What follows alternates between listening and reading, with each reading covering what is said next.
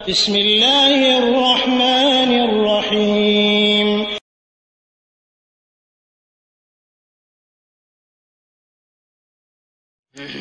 আলহামদুলিল্লাহ ওয়াসসালাতু ওয়াসসালামু আলা রাসূলিল্লাহ। 351 ভাই প্রশ্ন করলেন, আগের প্রশ্নের মতনই এই প্রশ্নের উত্তরটা শুনে নেবেন, তাহলে একটু ক্লিয়ার হবে। তবে একটা বিষয় হলো, আপনি মাজারে যাওয়ার কথা বলেছেন, মাজারে যাওয়া যাবে কিনা এবং মাজারে গিয়ে অনেকে মানত করতেছে, অনেকে যাচ্ছে। হ্যাঁ, এটা জায়েজ এবং মানুষ চাই, অনেকের ভাষায় বোঝা যায়, মানে তারা বলে যে তারা পায়ও নাকি। আস্তাগফিরুল্লাহ। রাসূল সাল্লাল্লাহু আলাইহি ওয়াসাল্লাম বলছেন, আবু হুরায়রা রাদিয়াল্লাহু তাআলা আনহু থেকে বর্ণিত, লা তুশাদ্দুর রিহালু ইল্লা ইলা সালাসাতি মাসাজিদ, আল মাসজিদুল হারাম ওয়া মাসজিদুর রাসূল সাল্লাল্লাহু আলাইহি ওয়াসাল্লাম ওয়া মাসজিদুল আকসা। তিনটা জায়গা ব্যতীত সওয়াবের উদ্দেশ্যে কোনো মসজিদে সফর করা যাবে না। আবার শুনেন, তিনটা জায়গা ব্যতীত বেশি, অর্থাৎ সওয়াবের উদ্দেশ্যে কোথাও সফর করা যাবে না। রিহাল মানে হচ্ছে সফর। একটা হলো মক্কার মসজিদ হারাম এবং রাসূল সাল্লাল্লাহু আলাইহি ওয়াসাল্লামের মসজিদে নববী এবং মসজিদে আকসা ফিলিস্তিন। এই তিনটা জায়গা সওয়াবের উদ্দেশ্যে ছাড়া, তিনটা জায়গা ছাড়া সওয়াবের উদ্দেশ্যে কোথাও যাওয়া যাবে না। তো মান্নত করবেন আপনার মসজিদে। মান্নত বলতে যদি কিছু দিতে হয়, গরু, খাসি, মুরগি, মাছ, যা কিছু দরকার আপনার সবকিছু দিবেন, চাইবেন একমাত্র আল্লাহর কাছে। কোনো ব্যক্তি যদি আল্লাহ ছাড়া অন্য কিছুর কাছে চায়, তাহলে এর চাইতে বড় শিরক আর কিছু নাই। কোনো ব্যক্তি যদি আল্লাহ ছাড়া অন্য কিছুর কাছে চায়, তাহলে এর চাইতে বড় শিরক আর নাই।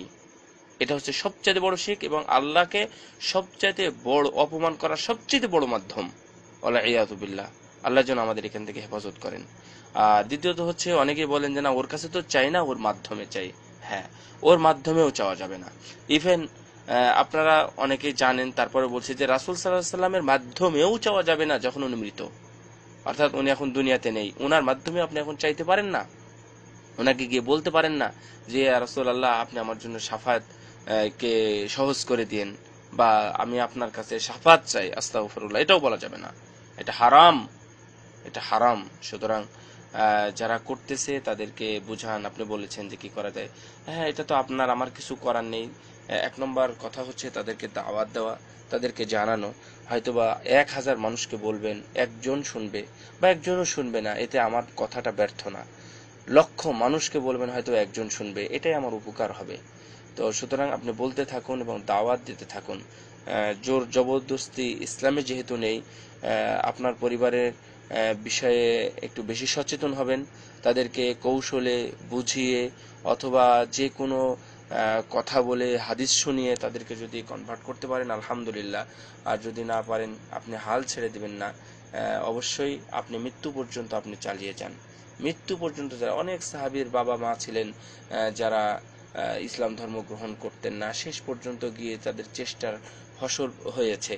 রাসূল সাল্লাল্লাহু আলাইহি ওয়াসাল্লাম নিজে চেষ্টা করে ওনার চাচাকে ফিরে নিয়ে আসতে পারেননি, তার মানে কি উনি চেষ্টা করেননি? অবশ্যই চেষ্টা করেছেন। সহিহ বুখারীর হাদিস, বলছেন, ইয়া চাচা, আপনি একবার বলেন লা ইলাহা ইল্লাল্লাহ, মৃত্যুর সময় বলছেন, তাহলে ওয়াহাজ্জু লাকা ইনদাল্লাহ, তাহলে আমি আপনার পক্ষে আল্লাহর সাথে আমি কথা বলবো, আল্লাহর সাথে আমি দলিল হিসাবে দাঁড়াবো। আল্লাহু আকবার। তারপরেও তার চাচা আবু তালেব, ইসলামের জন্য যারা সবচেয়ে বড় সহযোগী ছিলেন তার মধ্যে একজন হচ্ছেন আবু তালেব, তারপরে উনি ইসলাম নিয়ে দুনিয়া থেকে যেতে পারেননি। তো আপনারা চেষ্টা করবেন, চেষ্টার হাতটা কখনো বন্ধ করবেন না, মৃত্যু পর্যন্ত চেষ্টা করুন। ইনশাআল্লাহ আল্লাহ রাব্বুল আলামিন আপনার চেষ্টার খুলুসিয়াত থাকলে একদিন ইনশাআল্লাহ আপনারটা কবুল করবেন। ইনশাআল্লাহ, ইনশাআল্লাহ কবুল করবেন। আল্লাহ আমাদের তৌফিক দিন। অবশ্যই মাজারে যাওয়া যাবে না, কোনো কিছু দান করা যাবে না। গরু, মুরগি, ছাগল যাই হোক না কেন তার কাছে চাওয়া যাবে না। সন্তান হোক অথবা অসুস্থতা হোক, যে কোনো কিছু হোক, তাদের কাছে যাওয়া যাবে না, কিছু চাওয়া যাবে না। আল্লাহ আমাদের তৌফিক দিন। আমিন।